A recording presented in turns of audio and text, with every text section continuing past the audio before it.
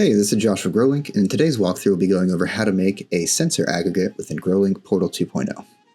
You'll start by logging into Portal 2.0 and accessing one of your controllers. The most common aggregates that are made are either with environmental sensors or substrate sensors. You'll start by going to the Settings tab for your account. In the Settings tab, it'll populate all the different controllers you have registered.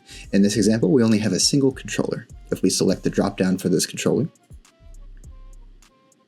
you'll see that we have both a PIC, a precision irrigation controller, and an environment module. To make an aggregate, all we need to do is tap the Add Modules button up at the top, click the Create Aggregate button at the bottom right, and then select what we want to make an aggregate of. If we select the precision irrigation controller, it'll make an aggregate of the 4 SDI12 sensors that are plugged into that controller. If we wanted to make an aggregate of environmental sensors, then we would select one of our environment modules. In this case, we're just going to make an aggregate of our substrate sensors. So we're going to select their precision irrigation controller. Here we can give the aggregate a name. In this case, substrate sensor average.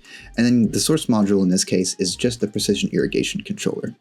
If we had multiple environmental sensors or we had multiple different zones, we could select the modules that we wanted to be a part of this aggregate.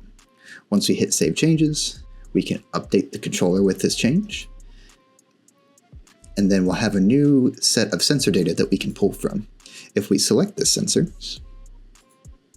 we'll see that we'll have a substrate moisture average, a substrate temperature average, and a substrate EC average that we can use and call in rules. This concludes how you would make a sensor aggregate within Portal 2.0.